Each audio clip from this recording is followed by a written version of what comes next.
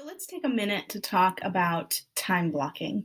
When I first started real estate, I was really intimidated by this idea of time blocking, not because I wasn't committed to working hard and working as many hours as I could, but I felt it was very rigid. Part of the reason I wanted to be in real estate was to have some freedom over my own schedule, or at least the illusion that I had some freedom over my schedule. With time blocking, I felt that took it all away. If I had overslept by a few minutes, I already felt like I had failed the day in terms of time blocking. So it just was not going to work for me. I didn't like it. It didn't make me feel good if I wasn't able to do something because life happens. Kid gets sick from school and you have to go pick them up. Or maybe you're not feeling well, or maybe your buyer found a house that you weren't planning on showing. So it just didn't work. But I did find something that does work for me, and maybe it'll work for you. So I created something that I call activity blocking. And I call it activity blocking because when I used to teach, part of teaching was actually activity blocking. You had different activities over the course of your 8-hour day, and that seemed to work better. In my head, there were certain key traits of successful agents. We were all doing the same thing. We all had time in our day for prospecting and time in our day to create new content and time in the day to do social media posts for your business. So I knew that if I took those key activities and I incorporated them for a certain amount of time for each day in the course of the week, that I could do that easier and not feel as restricted.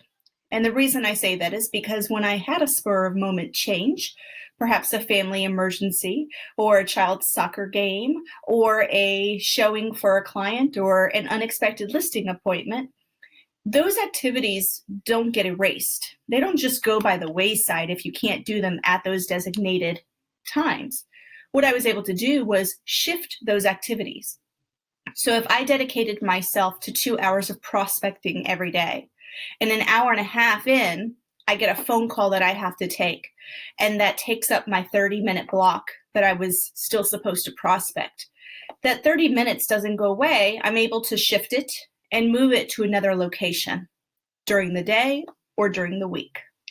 So I'd like to share with you what I've created for my 7 key activities. And as new agents or more experienced agents, you're going to determine what activities you need to do every single day for your business. The activities that I've come up with, the 7, are number 1, current clients. That's when I have my transactions each month, and I'm looking to make sure that the inspection is scheduled, that the lawyer has the earnest money deposit, that the receipts are sent out.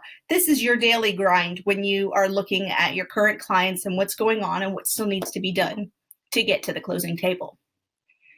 Lead seeking. We all need a prospect, whether that's calling FSBOs or expired, or perhaps you purchase leads and you are basically getting leads that way. Either way, we always need to continue getting new leads.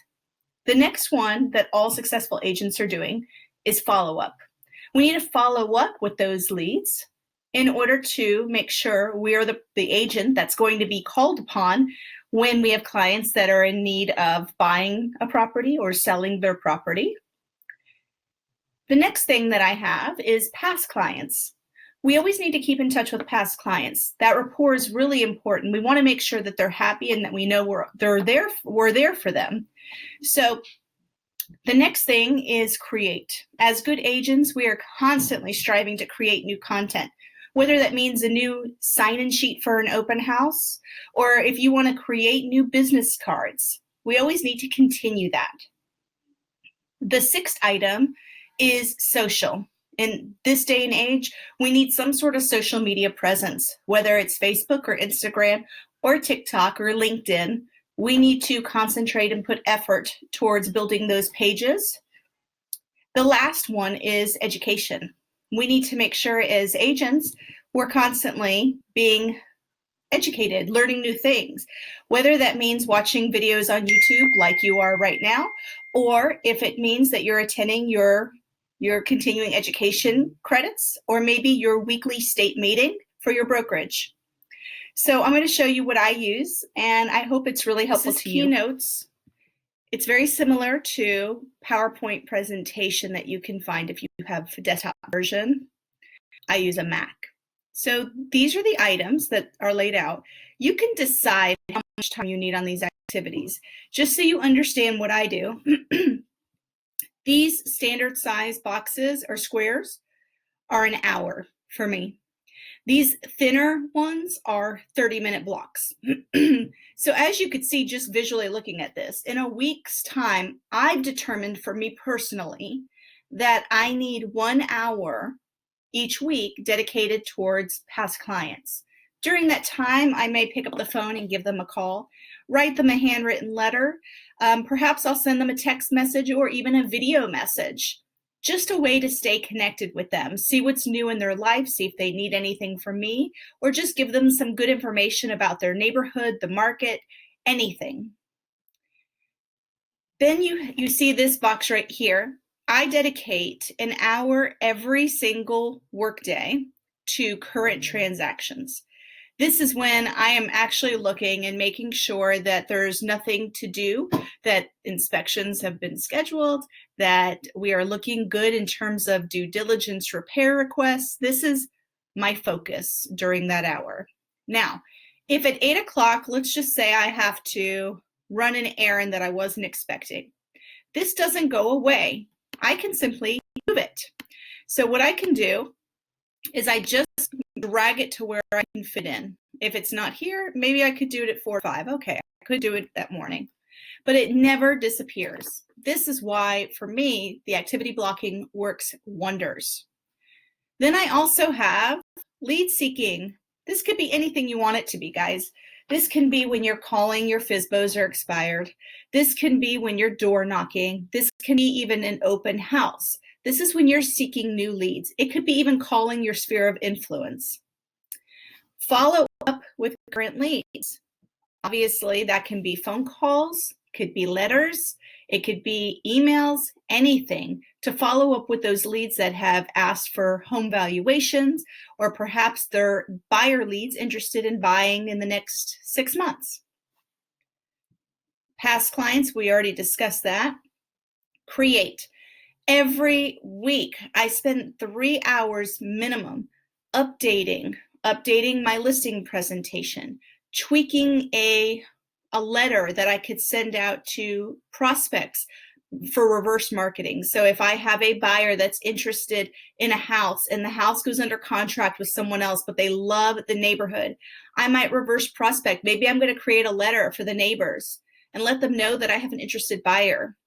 Creation can also be making video content like this, or changing your automations that you use when new leads come to your website. So you have freedom within these activities, but at least you're focused on certain important aspects of being a realtor. Social media. Social media is when you go on there. Now, one great tool, and I'm not going to get too much into this, I will make a video on this. You need to use your social media as a CRM. Facebook, all of my friends are sorted in a list. Are they realtors? Are they past clients? Are they prospects? Are they local? And I make sure to post content to those different groups. If it's a local group, I might post some local events going on, because I'm more than a realtor. I should be a trusted advisor in the community. So when I say posting to social media, I don't always mean, congratulations, this person closed, or saying, hey, do you want to buy a house? It's not always about that. Sometimes it's just about getting people to know who you are and who you are in the community. That means a lot, because in order to be a great realtor, you have to be an area advisor, but you also have to be trusted in the community. Education. This is so important. I dedicate at least 3 hours a week to education. Actually, it's more than that. These light green, they are education. That's why I kept them green. But these are required in my community. So they're not required because I'm not a provisional broker, but I've made it a requirement for me to go. I'm a mentor for my firm. So I attend the North Carolina Best Practices meeting every week that it's held in our EXP world. I also attend all of the NC State meetings for our brokerage. That's when we talk about new regulations, new, forms, new updates, and it helps me to stay current on what is, I guess, the most appropriate real estate practices, what new guidelines have been enforced and handed down to our areas. These are very important things. The other days where I have freedom to choose on education, I may go and find out some scripts. I loved listening to other real estate agents do their phone calls. Phone calls are my most difficult area of prospecting, so I'm constantly learning ideas for that. Education can be anything you want it to be as long as it's focused towards your business and to learning how to make your business better. So I hope this has been really helpful. The important thing to remember is you don't have to be tied down to time blocking.